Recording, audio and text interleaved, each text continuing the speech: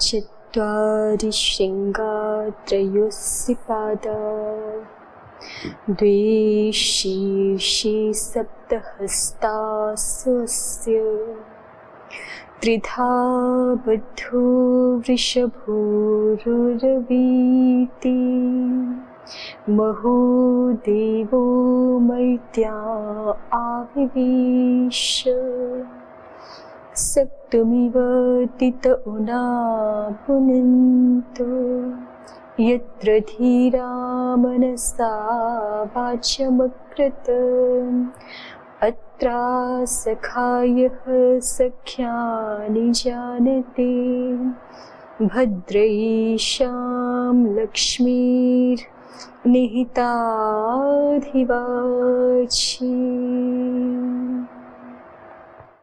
इदम् उपासनीयं यत्नेन शास्त्रं व्याकरणं महत् प्रदीपभूतं सर्वासां विद्यानां यदवस्थितम् इदमाद्यं पदस्थानं सिद्धिसोपानपर्वणाम् इयं सामोक्षमाणानाम् अजिह्वा राजपद्धतिः। ॐ श्री परमात्मने नमः। ॐ श्री गुरुभ्यो नमः। ॐ सर्वेभ्यो नमः।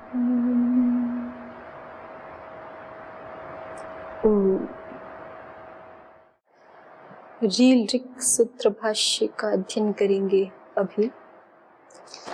तो ऋल-ऋक् सूत्र आरंभ में जिज्ञासु की ओर से प्रश्न है, अथ ऋकारोपदेशः किमर्थः?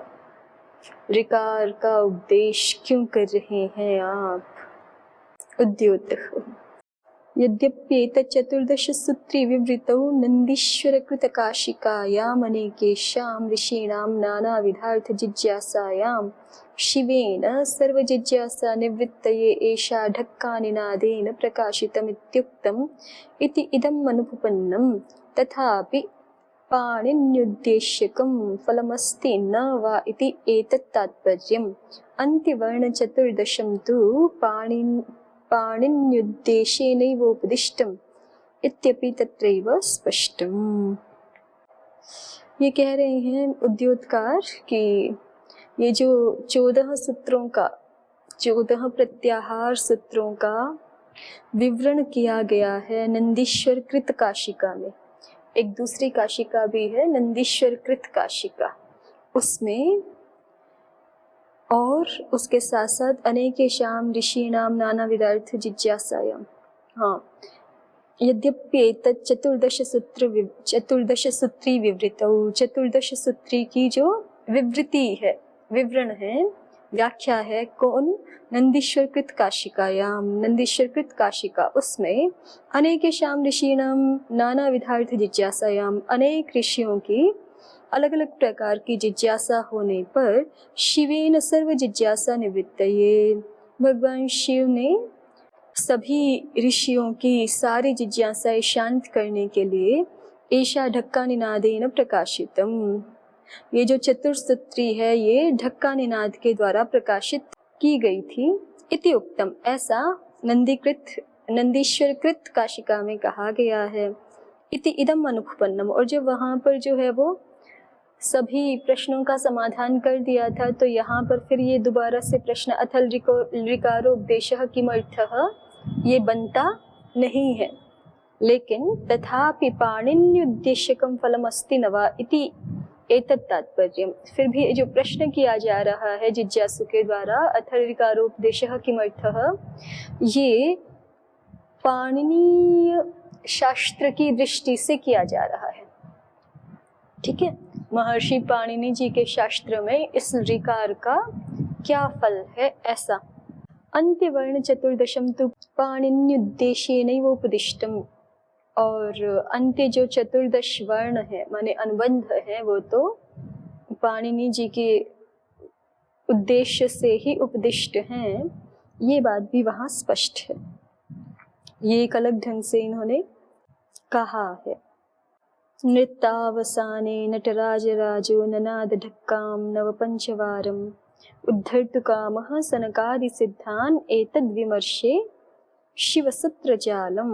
नीचे टिप्पणी में देख रहे हैं ना, अत्र सर्वत्र सूत्रेषु अन्त्यं वर्ण चतुर्दशम धात्वर्थं समुपदिष्टं पाणिन्यादिष्ट सिद्धये। तो यद्यपि ये सारे के सारे वर्ण तो भगवान शिव जी के द्वारा उपदिष्ट हैं और उनके बारे में जो भी शंका समाधान है वो नंदीश्वर कृत काशिका में जो है वो किया गया है, फिर भी पाणिनीय शास्त्र की दृष्टि से इसका क्या फल है, ये प्रकरण यहाँ प्रारंभ किया गया है। अथ लृकारोपदेशः किमर्थः, लृकार का उपदेश किस लिए किया गया। अब समाधाता प्रति प्रश्न करता है, किम विशेषेण लृकारोपदेशश्चोद्यते न पुनरन्येषामपि वर्णानाम् उपदेशश्चोद्येत। यदि किंचित् अन्येषामपि वर्णानाम् उपदेशे प्रयोजनमस्ति लृकारोपदेशस्य अपि तद्भवितुम् अर्हति, को वा विशेषः।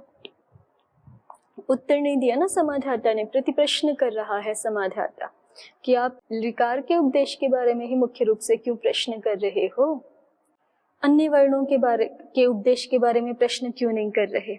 और यदि आप कहते हो कि अन्य वर्णों के उपदेश का तो कोई प्रयोजन है, तो जो उनके उपदेश में प्रयोजन है वही लृकार के उपदेश में भी प्रयोजन समझ लो।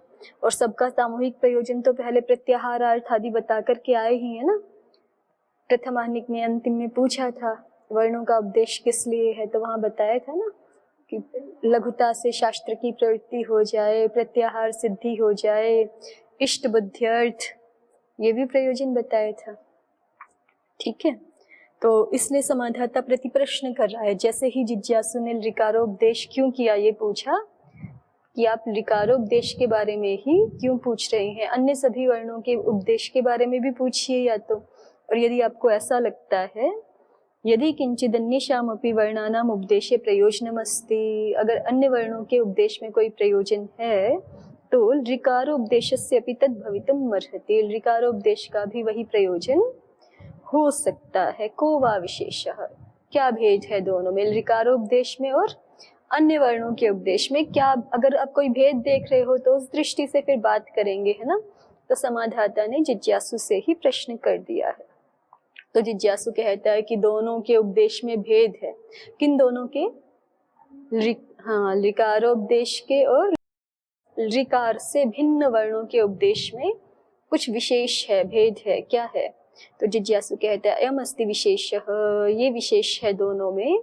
अस्य हि लृकारस्य अल्पयांशश्चैव प्रयोग विषयः, इस लृकार का बहुत थोड़ा सा ही प्रयोग का विषय है। यश्चापि प्रयोग विषयः सोपि क्लिपिस्थस्यैव, एव छूट गया है वहां पर, क्लिपिस्थस्य के बाद एव भी होगा, संधि युक्त, क्लिपिस्थस्यैव। यश्चापि प्रयोग विषयः, जो भी लृकार का प्रयोग है वो भी, सोपि क्लिपिस्थस्यैव, वो भी क्लिपि धातु में स्थित लृकार का ही प्रयोग देखने को मिलता है और किसी का है नहीं। क्लिपेश्च लत्तम सिद्धम, और बात ये है, आप कहो कि चलो प्रयोग कम है तो भी कहीं तो है ना, तो कहीं भी है, एक भी स्थल पर है तो भी तो उसके लिए हमें प्रयास तो करना पड़ेगा कुछ ना कुछ। लेकिन जिज्ञासु कह रहा है कि बहुत कम है प्रयोग, और जो प्रयोग विषय है वो सारा का सारा क्लिपि धातु में ही स्थित है। और क्लिपि में भी बात ये है कि क्लिपेश्च लत्तम असिद्धम, क्लिपि धातु का भी जो लकार है वो उसका अपना ओरिजिनल है नहीं, है ना। धातु पाठ में तो कृपु सामर्थ्य ऐसा पढ़ा है, उसको लकार तो फिर कृपोरोलह सूत्र से प्राप्त होता है। और वो जो लत्व आदेश है, लत्व विधान है, वो तो असिद्ध प्रकरण का कार्य है, असिद्ध प्रकरण का कार्य है ना। तो वो सिद्ध प्रकरण की दृष्टि में तो क्या रहता है, असिद्ध रहता है। लेकिन अभी जिज्ञासु पूरी बात नहीं बोल रहा, क्योंकि वो अपनी ओर से बोल देगा तो फिर जो है उसकी शंका ही नहीं रहेगी ना। अगर वो पूरा पूरा देख सके तो वो एकांश में देख रहा है, ये नहीं देख रहा कि ये कार्य जो है वो कहीं पर असिद्ध होता है, कहीं पर सिद्ध रहता है। बस वो केवल इतना ही देख रहा है कि ये तो असिद्ध रहता है। कृपेश्च लत्तम असिद्धम, और कृप धातु का या क्लिप धातु का लत्व जो है वो असिद्ध हो जाता है। तो तस्य असिद्धत्वात्, कहाँ असिद्ध हो जाता है? सपाद सप्ताध्यायी की दृष्टि में, है ना। और कृपोरोलह के बाद वाले जो सूत्र हैं उनकी दृष्टि में तो कृपोरोलह लत्व विधान सिद्ध ही रहता है। कृपोरोलह सपाद सप्ताध्यायी की दृष्टि में, माने कृपोरोलह से जो भी पूर्व पूर्व वाले कार्य हैं वहां पर असिद्ध रहता है, और कृपोरोलह के बाद वाले जो भी कार्य हैं उनकी दृष्टि में सिद्ध ही रहता है। लेकिन अभी जिज्ञासु इस बात को नहीं देख रहा, वो सामान्य रूप से एक बात कह रहा है, क्लिपेश लत्वम असिद्धम, क्लिप धातु का लत्व असिद्ध है, तस्य असिद्धत्वाद् ऋकारस्य अचकार्याणि भविष्यन्ति, उसके असिद्ध होने के कारण से अचकारी किसको हो जाया करेंगे? ऋकार को ही हो जाया करेंगे। नार्थ ऋकारोपदेशेन, इसलिए ऋकारोपदेश से तो कोई प्रयोजन है ही नहीं। नार्थ ऋकारोपदेशेन। प्रदीप देखिए, तो जिज्ञासु ने अंतर बताया ना कि अन्य वर्णों के तो बहुत सारा प्रयोग विषय है, ऋकार का थोड़ा सा है, और जो है वो भी क्लिपी धातुस्थ ही है, और क्लिप का भी लत्व असिद्ध है। और जब वो असिद्ध है तो री तो दिखेगा नहीं, री नहीं दिखेगा, क्या दिखेगा? री दिखेगा, और उस री को तो अच कार्य हो जाया करेंगे, क्योंकि री तो अलग से पढ़ा हुआ है ना, अ ई उन री रील रिक, री नहीं भी पढ़ेंगे तो भी री तो पढ़ा हुआ है, तो अचो में री का ग्रहण हो जाएगा और उसी को मान करके अच कार्य हो जाएंगे। नार्थ ऋकारोपदेशेन, हमें यहाँ पर ऋकारोपदेश की कोई आवश्यकता नहीं है, उससे कोई प्रयोजन नहीं है। प्रदीप देखिए, रील रिक अल्पियानिति ऋकारापेक्षः प्रकर्षः, कह रहे हैं कि ये अल्पियांसः क्या प्रत्यय हो रहा है? अल्पियस शब्द है ना, अल्पियस के ही तो रूप चले, अल्पियान अल्पियांसौ अल्पियांसः, ठीक है। अल्पियान प्रयोग है तो प्रथमा का ही तो एक वचन है अल्पियान, तो अल्पियस शब्द है, अल्पियस में ईएस प्रत्यय हो रखा है। प्रकर्ष प्रत्यय है ना, ये प्रकर्ष अर्थ में होता है, माने अतिशायन अर्थ में होता है। क्या सूत्र है? तो इष्ठन कर रहा है, ईयसन करने वाला प्रत्यय बोलिए। द्विवचन विभज्योपपदे तरबीय सुनौ, और ऊपर से अतिशायनी की अनुवृत्ति है, अतिशायन अर्थ में होता है, तो उसी को प्रदीपकार दिखा रहे हैं अल्पियान इति। और अतिशायन या प्रकर्ष जो है वो किसी की अपेक्षा से होता है ना।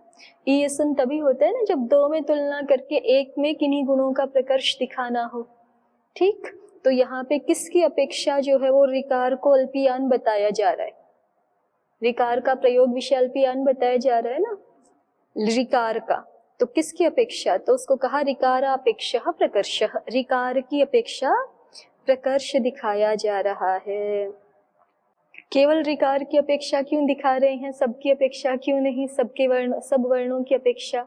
तो क्योंकि उसमें ऐसा कहना होता है ना कि अयम अपि कुमारी अयम अनयोः अतिशयेन कुमारी इति कुमारीतरा, ऐसे होता है। तो दोनों में वो गुण दिखाना होता है। अब हम सब वर्णों के विषय में तो नहीं कह सकते कि ऋकाराद इतरे ये वर्णाः तेपि अल्प प्रयोग विषयाः अयम ऋकारः अपि अल्प प्रयोग विषयः, ऐसे तो नहीं बनेगा ना।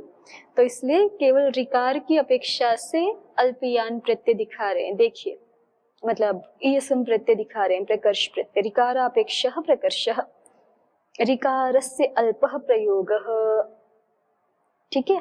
अन्य वर्णों की अपेक्षा रे का कम है ना।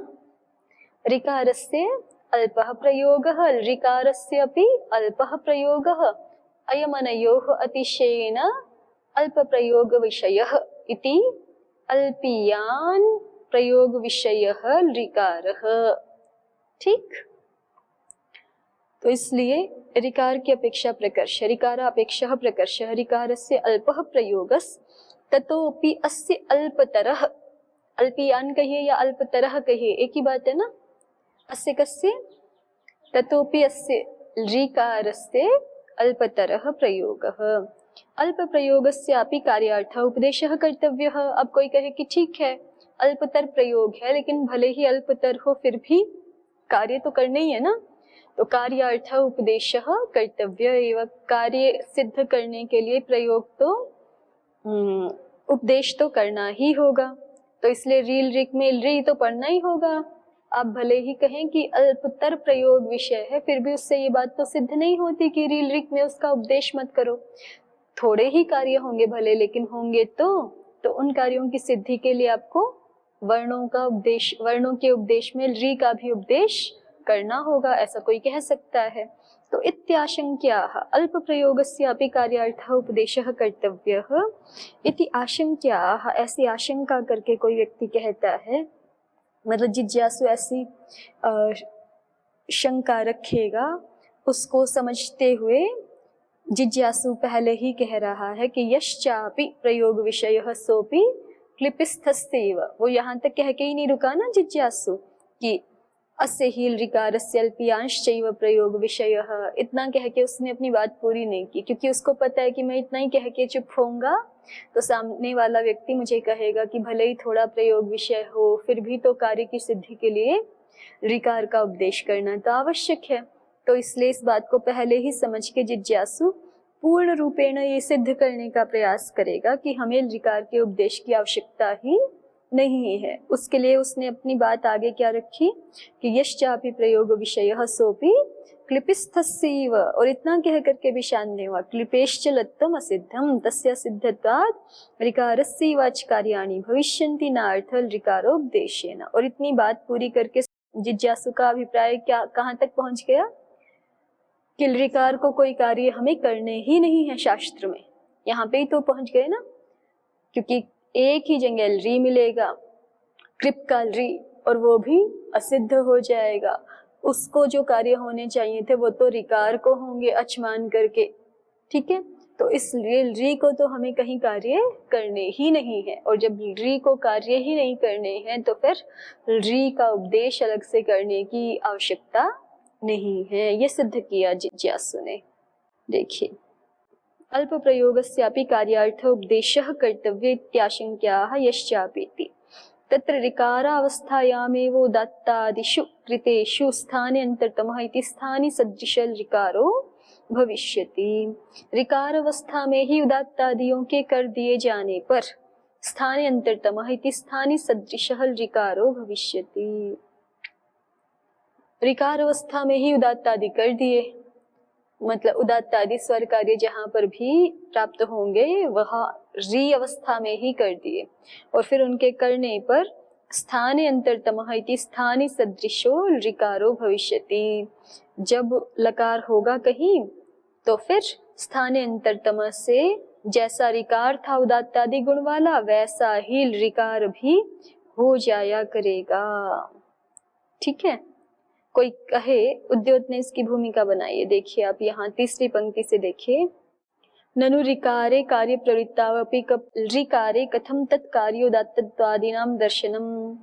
कोई कह, जिज्ञासु प्रश्न कर सकता है, उसको कोई जिज्ञासु को कोई अन्य व्यक्ति प्रश्न कर सकता है, समाधाता प्रश्न कर सकता है। मान लीजिए कि आप रील ऋक में री तो ग्रहण कर नहीं रहे, ठीक है, और उधर कृपोरोलह सूत्र तो है, ठीक है। तो अब जो है वो रील ऋक में चूंकि री ग्रहण नहीं हुआ तो री अच तो माना जाएगा नहीं, अच में ग्रहण नहीं होगा ना उसका। तो कहीं पर हमें क्लिप धातु के री को जो भी उदात्त आदि स्वर करने होंगे वो कैसे करेंगे हम, है ना। प्रत्येक पद का तो अपना स्वर होता है। मान लो हमें कहीं आवश्यकता पड़ी री को स्वर करने की, तो जब तक जो है वो, और स्वर मतलब उदात्त अनुदात्त स्वरित आदि में से कोई होगा, और ये गुण जो है वो अचों के हैं, ठीक है, ये गुण अचों के हैं। जब तक किसी की अच संज्ञा होगी नहीं तब तक उसके साथ उदात्त आदि जुड़ेंगे नहीं। तो आप री को उदात्त आदि कैसे करोगे। तो उसके लिए जो है ये कहा कि कृपोरोलह, इस सूत्र का कार्य करने से पहले ही जब री रहेगा उसी अवस्था में ही हम उदात्त आदि स्वर कर लेंगे, और बाद में जो है वो कृपोरोलह के माध्यम से री को री हुआ करेगा। तो री जिस गुण वाला था उसी गुण वाला स्थाने अंतरतमः सूत्र के कारण से री आदेश हो जाया करेगा, इसलिए समस्या नहीं है, ऐसा जिज्ञासु कह रहा है।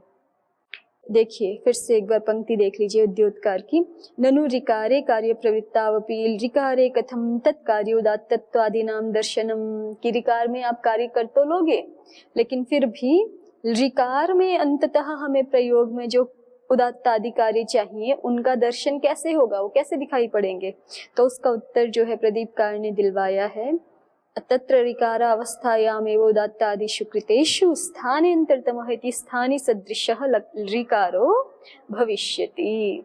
ठीक है, अब कोई ये प्रश्न कर सकता है कि री के स्थान पे री थोड़े करते हैं हम कृपोरोलह सूत्र से, कृपोरोलह सूत्र तो रेफ के स्थान पे लकार करता है और आप कह रहे हो री के स्थान पर जो री होगा वो री के गुण वाला हो जाएगा, है ना।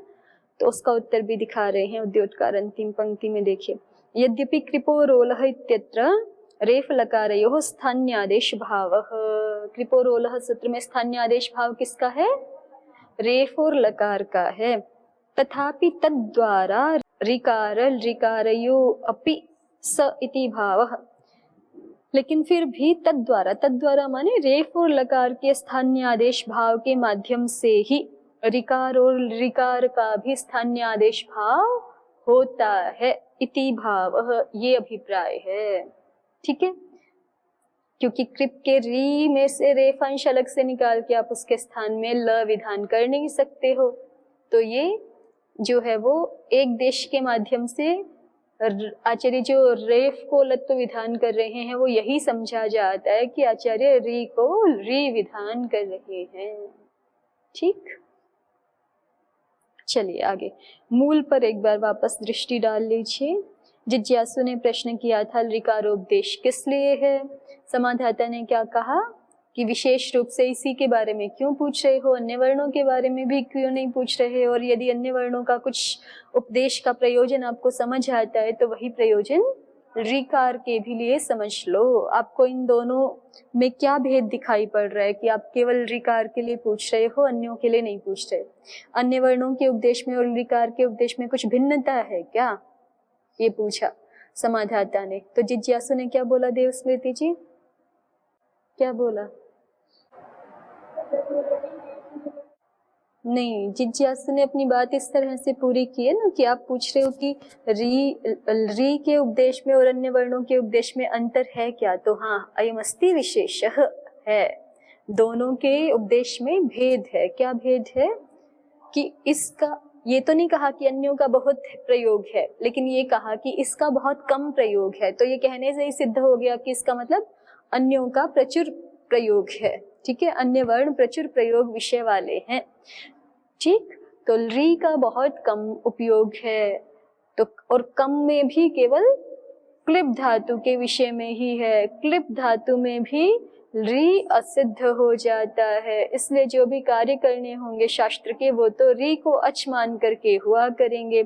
इसलिए यहाँ उपदेश करके, प्रत्याहार सूत्रों में उपदेश करके री की अच संज्ञा कराने की हमें कोई आवश्यकता है नहीं, इसलिए ऋकारोपदेश का कोई प्रयोजन नहीं है। ना अर्थ ऋकारोपदेशेन, जिज्ञासु ने जो उसके मन में शंका चल रही है उसको स्पष्टता से कह दिया। इसलिए जिज्ञासु कह रहा है कि मुझे दिख रहा है कि ऋकारोपदेश का कोई प्रयोजन है नहीं, इसलिए मैं पूछ रहा हूँ अथल ऋकारोपदेशः किमर्थः।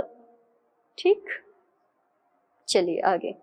अत उत्तरम पठति, अब समाधाता उत्तर दे रहा है। समाधाता क्या बोलता है, ऋकारोपदेशो यदृच्छा शक्तिजानुकरण प्लुताद्यर्थः ऋकारोपदेशः क्रियते। ऋकारोपदेशः के साथ इन्होंने अध्याहार किया, क्रियते, ऋकारोपदेश किया जा रहा है। ठीक है, वार्तिककार प्रयोजन बता रहे हैं कि महर्षि पाणिनि जी ने ऋकारोपदेश क्यों किया ऋक सूत्र में, तो कहा ऋकारोपदेशः क्रियते किमर्थम, तो आगे प्रयोजन है यदृच्छा शब्दार्थो अशक्तिजानुकरणार्थः प्लुताद्यर्थश्च। इसके बाद पूर्ण विराम हो सकता है, ये क्वेश्चन मार्क गलत लग गया, प्रश्न चिन्ह गलत हो गया। तो तीन प्रयोजन दे रहे हैं, यदृच्छा शब्दार्थ, दूसरा अशक्तिजानुकरणार्थ और तीसरा प्लुताद्यर्थ। ठीक, एक को दिखाएंगे अभी, देखिए। यदृच्छा शब्दार्थस्तावत् यदृच्छया कश्चित् ऋतको नाम तस्मिन्नच् कार्याणि यथा स्युः दध्यिल् ऋतकाय देहि मद्धुल् ऋतकाय देहि उदङ्घ् ऋतको गमत् प्रत्यङ् ऋतको गमत्। एक सबसे प्रथम बताया कि भाषा में कुछ यदृच्छा शब्द भी होते हैं। ठीक है, यदृच्छा शब्द का मतलब होता है कि जहाँ हम किसी वस्तु को संबोधित करने के लिए कोई ऐसी संज्ञा कर दें जिस संज्ञा का उस वस्तु के गुण, क्रिया, रूप इत्यादि से कोई लेना देना नहीं हो, कोई संबंध नहीं हो, कोई अनवर्थता नहीं घटती हो, ऐसा भी नाम हम कभी रख देते। ठीक है, केवल अपनी इच्छा से। यदृच्छा शब्द जो बिना किसी गुण, क्रिया आदि प्रवृत्ति निमित्त का को देखे बिना, विचारे बिना ही किसी वस्तु को संबोधित करने के लिए उसको हम कोई नाम यदि रख देते हैं तो एक तरह से कह सकते हैं कि बिना प्रवृत्ति निमित्त का विचार किए जो नाम कर दिया जाता है, जो संज्ञा कर दी जाती है किसी संजी के लिए, वो संज्ञा यदृच्छा शब्द या यदृच्छा संज्ञा ऐसा कहलाती है। ठीक।